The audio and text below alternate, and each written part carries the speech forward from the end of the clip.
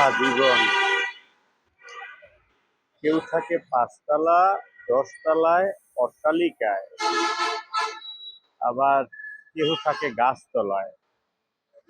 কিন্তু এদের জায়গা গাছতলায়ও হয় না, কেননা এরা বেশিরভাগ সময়ই খাবারের টেনশনে থাকে যে কি খাবে। খাবারের নিশ্চয়তা যখন মানুষের থাকে তখন মানুষ সর্বপ্রথম চাহিদা হচ্ছে মানুষের পেটের ক্ষুধা। তো খাবারের নিশ্চয়তা যখন থাকে তখন মানুষ পোশাকের চিন্তা করে, আর পোশাকের নিশ্চয়তা যখন হয় তখন মানুষ বাসস্থানের চিন্তা করে, অর্থাৎ থাকার জায়গা চিন্তা করে। তো এই ছেলেগুলিরে, এই মেয়েগুলির, এখানে মেয়েও আছে। এই যে একটা ছেলে দেখেন এখন সকালবেলা ঘুম থেকে উঠে বসলো, এদের আসলে খাবারের নিশ্চয়তাটাও নেই।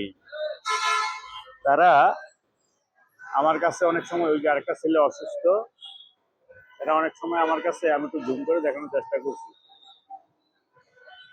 দেখেন কিভাবে বমি করতেছে। এরা অনেক সময় আমার কাছে বিভিন্ন জিনিস চায়, একটু খাবার, একটু পোশাক, বা দেখলে একটা মর্জি করে।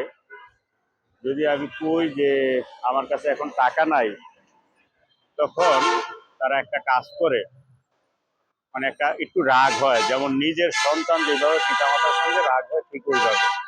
দেখেন এই যে ছেলেটা, সে বমি করতেছে। এই ছোট্ট ছেলেটা যদি আমাদের পরিবারের হতো তাহলে তার একটু সমস্যা হইলে বাবা মা কতই না আদর করতো, আর এদের বাবা মার অবস্থা কি। আমি এই ছেলেটা দেখেন, এই রাস্তা দিয়ে বহু ভদ্র মানুষ আসা যাওয়া করে, কিন্তু কেউ তাদের একটু খোঁজ নেয় না, নেওয়ার চিন্তাও করে না। তো এই ছেলেটা অসুস্থ, আমি একটু এর কাছে গিয়ে দেখি। এর নাম সম্ভবত ইয়াসিন। কিরে, কি হয়েছে তোর ইয়াসিন? এগুলি কি খাইছিলি? লিচু খাইছিলি?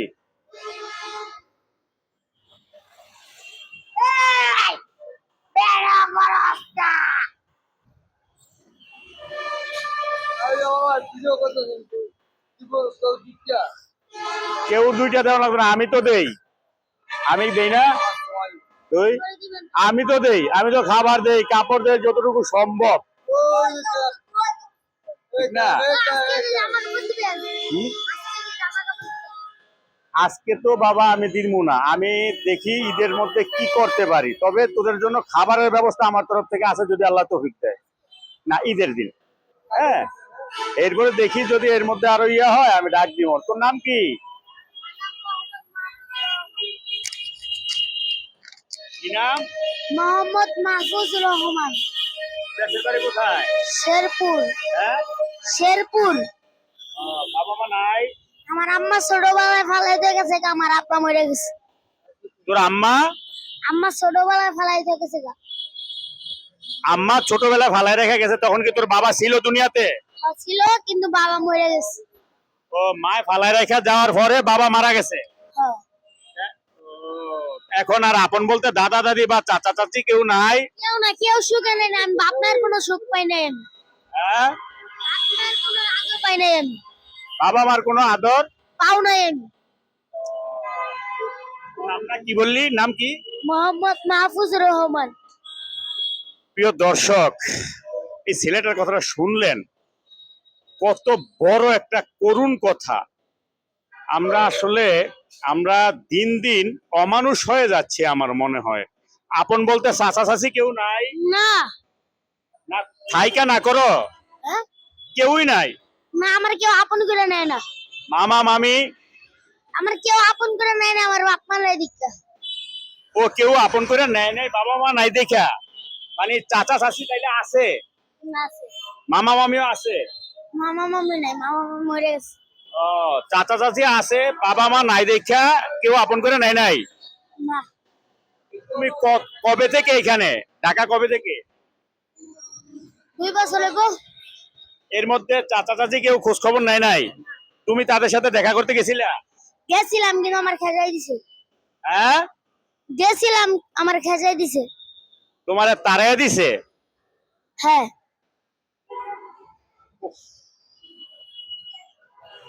আজকে খাইছস কিছু? না ভাই, কালকে খাইছিলি কিছু? কালকে ওই যে একটা অফিসের লোকেরা কি দিছিল মুরগি, খাইছি। কোথায় এটা, কোথায়? ওই পার, এয়ারপোর্টের ওই পার। হ্যাঁ, ভাই অসীম ভাই, অসীম ভাই।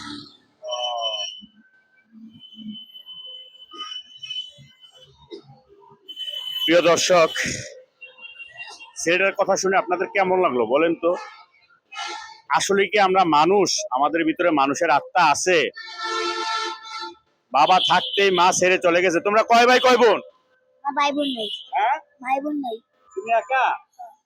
আরে হ্যাঁ, ভিডিও কলে ফোন করে। ছেলেটার মা, বাবা থাকতেই মা ছেড়ে চলে গেছে। এটা কেমন মা? আল্লাহ রাসূলের পরে সবচেয়ে নিরাপদ আশ্রয়স্থল হচ্ছে সন্তানের জন্য আগে মা পরে বাবা। বাবা ছেড়ে চলে যেতে পারে কিন্তু মা কখনো যায় না। এটা একটা নজিরবিহীন ঘটনা শুনলাম। তো মা সাইরা চলে গেছে, তারপর বাবা মারা গেছে, চাচা চাচি আছে। চাচা চাচি কি আপন? সৎ। আপন চাচা তোমার বাপের আপন ভাই? হ্যাঁ, সৎ ভাই। বাপের সৎ ভাই। তো মা যেখানে ছেড়ে চলে গেছে, সৎ চাচা তো, সৎ চাচা সৎ চাচি তো তারা দিতেই পারে, কিন্তু তারপরেও যদি মনুষ্যত্ববোধ থাকে, সে আমার ব্লাডের, আমার রক্তের কেউ না হইলেও মানুষ, মানসিক দিক থেকে তো অন্তত এরে একটু আদর যত্ন করা যেত, এর একটু লালন পালন করা যেত নিজের সন্তান হিসেবে। প্রিয় দর্শক, আমি আমি কিচ্ছু, আমি এই ব্যাপারে কি ক্যাপশন বলবো বা লিখবো আমি নিজেও বুঝতে পারতেছি না। তবে আপনাদের কাছে এতটুকু অনুরোধ, লেখাপড়া করবি রে বাবা। আগে করতাম ভাই, হ্যাঁ, আগে করতাম। এখন এখন যদি করাই করবা? অবশ্যই। প্রিয় দর্শক, লেখাপড়া করতেও ইচ্ছুক, তুমি থাকো কোথায়? হ্যাঁ, নেই না টঙ্গি টঙ্গি কোথাও? এ নাই। প্রিয় দর্শক, অধিকাংশ পোলাপানের নাম আমি চিনি জানি, কিন্তু এই ছেলেটা আজকে আমার সাথে নতুন দেখা হইলো। ছেলেটার কথাটা আপনারা সবাই শুনলেন, লেখাপড়া করতে ইচ্ছুক, কিন্তু আমি এদেরকে, অনেক পোলাপান আছে লেখাপড়ার কথা বলে তারপর আর আমার কাছে আসে না, আমি তাদেরকে দেখি না। কিন্তু আবার কিছু কিছু দেখি, কিন্তু আমার আর্থিক সমস্যার কারণে আমি এদের পাশে দাঁড়াতে পারি না ঠিক মতো। তবে যতটুকু সম্ভব চেষ্টা করি খাবার দাবার, একটু কাপড় চোপড় দেওয়ার জন্য। কিন্তু লেখাপড়া যে করাবো, একটা ছেলে গোসল টোসল করায় পরিষ্কার পরিচ্ছন্ন করে কাপড় চোপড় দিয়া মাদ্রাসা পর্যন্ত ভর্তি করতে অন্তত 3-4 হাজার 4-5 হাজার টাকা লাগে। তারপর তার প্রতি মাসিক একটা খরচ আছে, কিন্তু আমার ওই আয়টা নাই, যার জন্য আমি পারতেছি না। তো আপনারা আমার একটু হেল্প করবেন প্রিয় দর্শক। টাকা পয়সা যদি কেউ দিতে চান আমি না করব না, তবে টাকা পয়সা যদি নাও দেন, প্লিজ ভিডিওটা একটু বেশি বেশি শেয়ার করবেন, যাতে এমন কিছু মানুষ আছে এই ধরনের অনাথ অসহায় মানুষগুলির বা বাচ্চাগুলির দায়িত্ব নিতে চায়, যাতে তাদের নজরে পড়ে, যারা সাহায্য করতে চায়, সহযোগিতা করতে চায়। এই জন্য বেশি বেশি শেয়ার করবেন। আর আমারও যাতে আল্লাহ তাআলা তৌফিক দেয়, আমার পেজটা একটু ফলো দিয়ে দিবেন, ফেসবুকে দেখলে, ইউটিউবে দেখলে সাবস্ক্রাইব করে দেবেন। আর যেই মা এই সন্তানটাকে রেখে চলে গেছে, এই মাটা কি মা না ডাইনি, সেই ব্যাপারে আপনারা মন্তব্য করবেন কমেন্টে, লাইক কমেন্ট করে উৎসাহ দিবেন। আর সর্বোপরি প্রত্যেকটা অসহায় মানুষের মঙ্গল কামনা করে আমি বিদায় নিতে চাচ্ছি। তার আগে একটু কথা বলি, এদের পাশে দাঁড়ান, এদের পাশে দাঁড়াইলে, এদেরকে একবেলা খাবার দিলে, একটা পোশাক দিলে, এদের একটু থাকার জায়গা করে দিলে, মহান রাব্বুল আলামিন আপনাকে আরো 100 গুণ বাড়িয়ে দিতে চিন্তা করবে না। তো আল্লাহ রাব্বুল আলামিন আমাদের সবাইকে ভালো রাখুক, সহি বুঝ দান করুক, এবং এই অসহায় মানুষগুলির পাশে দাঁড়ানো তৌফিক দেখ। আর আরেকটা হিসাব হচ্ছে, আমি যাতে এদের জন্য কিছু করতে পারি, এগুলি সবগুলি অনাথ অসহায় পোলাপান, আমি যাতে এদের জন্য কিছু করতে পারি সেই জন্য আমার জন্য দোয়া করবেন এবং বেশি বেশি শেয়ার করবেন। আবারও বলতেছি, পেজটা ফলো দিবেন, ইউটিউবে একটা সাবস্ক্রাইব করবেন, লাইক কমেন্ট করে আপনাদের এই, মানে এই শিশুগুলির করুণ কাহিনী শুনে লাইক কমেন্ট করে আপনাদের মন্তব্য জানিয়ে দেবেন প্লিজ। সর্বোপরি মহান রাব্বুল আলামিনের মঙ্গল কামনা করে, মহান রাব্বুল আলামিন সমগ্র সৃষ্টির মঙ্গল কামনা করে আজকের জন্য এখানেই বিদায় নিচ্ছি।